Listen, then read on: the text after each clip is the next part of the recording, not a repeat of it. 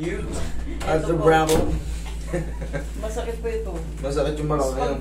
Pag tumayo po kung anong ang Okay. Hindi. Upo kayo ulit. Naintindihan ko kayo. Tandaan nyo, pag sumakit ang balak natin, hindi tayo agad makaganon. Oo nga po. Minsan talagang parang pipekto sa mo. Okay. Pag nakaganon na, pwede na ulit maglakad. Pero pag uupo na naman, sakit to. Ganon. oo, nangyayari talaga yan. Kahit sa bata, siya. Anong nangyayari dyan, mami? Siyempre, wala kayong medical files, wala kayong mga x-ray, wala kayong mga Wala po. Para sa inyong kaalaman, pumuputok po ito. Ay, ganon. Nasusugat po yan, yung tawag ng mga tearing dyan sa annulus. Kaya nararamdaman nyo, hindi kayo pwedeng biglang ganyan. Nako!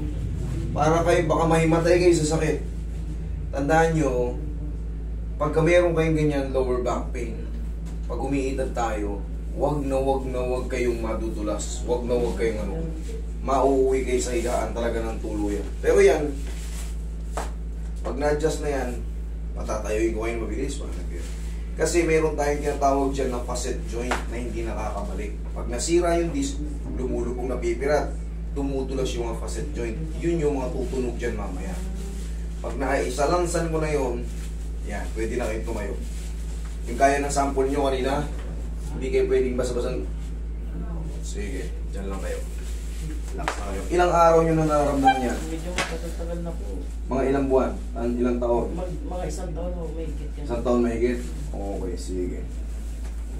Ano naaalala nyo bakit sumakit? Ano naaalala nyo lang? Nadulas ba kayo? Nalaglag kayo sa hagdan? Ano? Hindi po. Parang nagbuhat lang po ako ng ano nung... Mabigat. Sige, kayo patagilid. Ilang taon na kayo ngayon, mami? Ay, magsi-60 na po ako sa August. Ano pa pala kayo? Bata pa pala kayo? Malapit pa lang kayo mag-senior citizen. Senior. Pero tandaan nyo, tayo lahat, darating tayo sa senior citizen age. Meron tayong tinatawag na degenerative change or yung sign of aging. Yung mabigla ang kilos, uy, parang may sumakit Yan. Magiging normal yan sa pamumuhay natin kasi nga, aging ba? Usog ako dito. Nasisira yung mga joint natin paunti-unti. Kung sa labas natin, kumukulubot tayo, kung dating makinis tayo, siyempre, habang umilad tayo, kumukulubot. Ganon din sa loob. Dati silang healthy, humihina yung mga joint natin, nagkakaroon tayo ng arthritis, rheuma, pangkaraniwan na yun. Sa kinakain natin. Ayan, may naramdaman kayo? O, kabilang side. Yan yung magpapatayo sa inyo mamaya. Kaya ko sinasabi yung ganito. Kasi mayroong isang kamote na hindi naniniwala sa mga tunog. Kaya papatunayan ko sa'yo. Kasi hindi niya kaya magpatunog-tunog. Yun yung... Kaya kinukontra niya kasi hindi niya kaya talaga. Relax lang.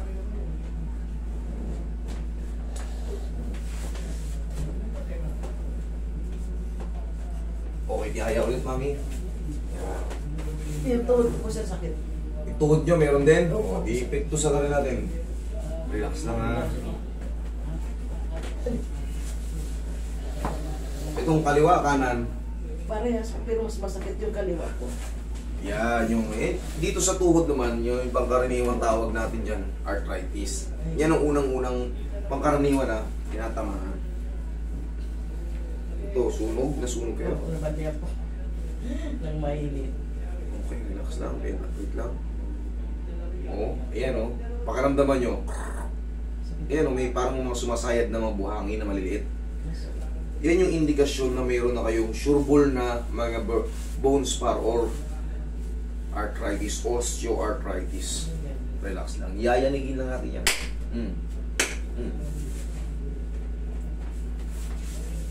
Yayanigin lang yan, mami. Maganda na yung pakiramdam niya. Thank you. Kabilaan to, no? Pero mas masakit yung kabila. No? Ito, mahina-hina pa. Kumpara rito. Ito pong kabila talaga masakit. Oo. Ibig sabihin, mas marami ng spar yun. Kasi mararamdaman ko yan eh. Mararamdaman nyo rin naman na parang may tumutulog ng mga maliliit. Sumasayad sa buong. Pero inaalog-alog lang yan. Tumango ko kayo mamaya. Okay, babalikan natin yan. Tapa kayo.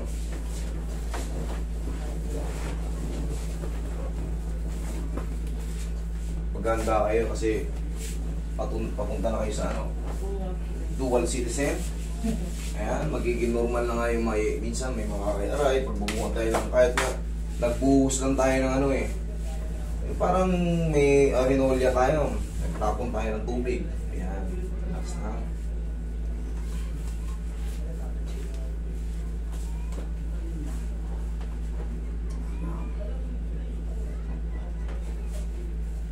Yung mga tuhod nyo, plusan nyo na ng pau yan, bumigay ng pau.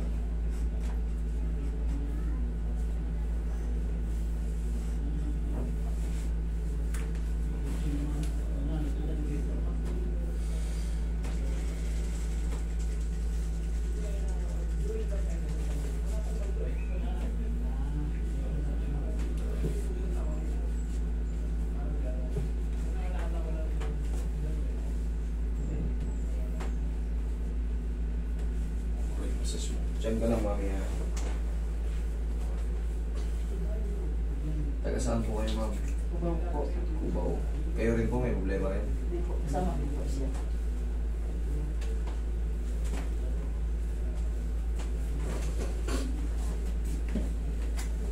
Pag nagsama-sama na sila, ihaya kayo.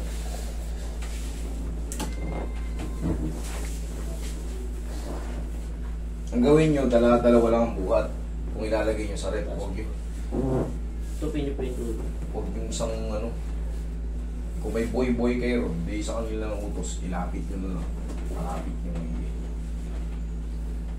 Tulad niyan, meron na kayong ganito. Warning na yan sa inyo ha. Meron ng pumutok na disc dyan, kaya hindi na kayo makatayo ng bigla. Ayos. Okay, inhale. Exhale. Down. Yan. Diyan ka lang muna.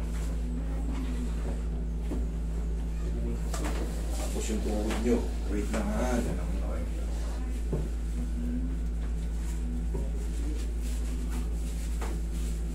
Ito naman sa arthritis, pagka kasinumpong ka kasi ito, yung pagka kumain ka ng bawal, bigla na nang sumusumpong yan.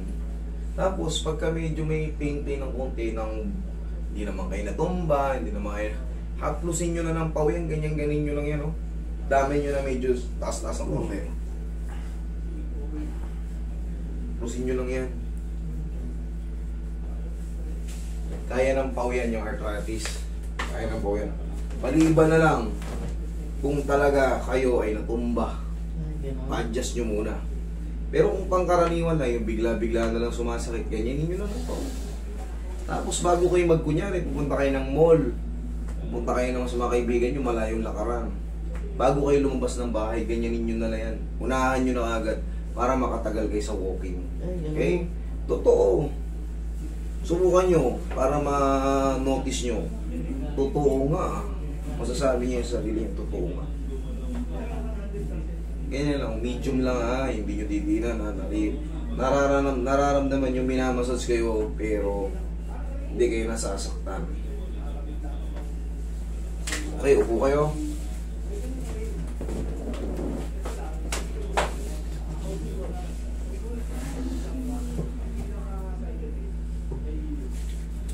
Kailangan makabigla na tayo ng tayo. Pag hindi pa rin tayo nakabigla ng tayo, ibig sabihin hindi ko pa naayos. Pero kung naayos ko na, makakapuwersa na kayo ng biglaan. Tapos tuturuan ko kayo kung paano mag-angat ng ano. Kung sakaling nagmamadali talaga kayo, hindi kayo makaiwas sa pagbubuhat, itulong nyo yung balakang nyo, ayun nyo, yung legs nyo.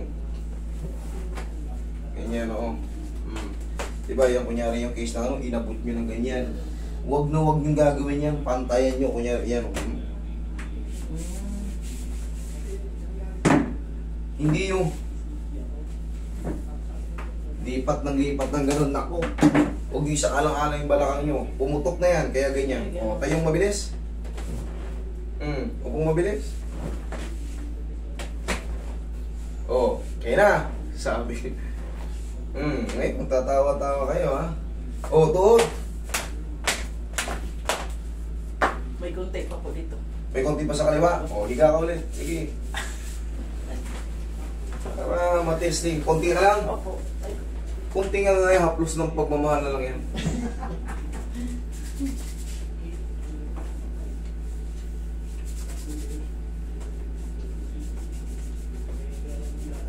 Konti nga pusta na ng pagmamahal yan. Tapos yanig.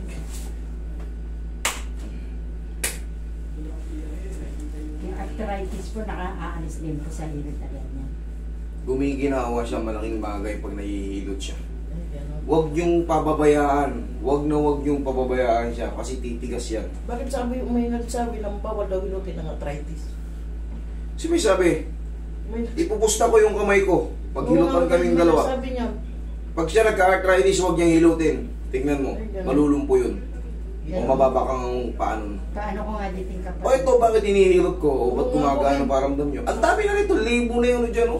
Sabi nun, May nagsabi nung sa akin, bawal daw hilutin. di totoo yun. Baka gout. Hindi, baka magkaiba yun, ha? Gout tsaka yung arthritis. Arthritis pwedeng hilutin. Pero pag gout, kasagsagan na mamagaw, huwag niyong hilutin. Mamamaga kay lalo. Okay? Okay, lakad.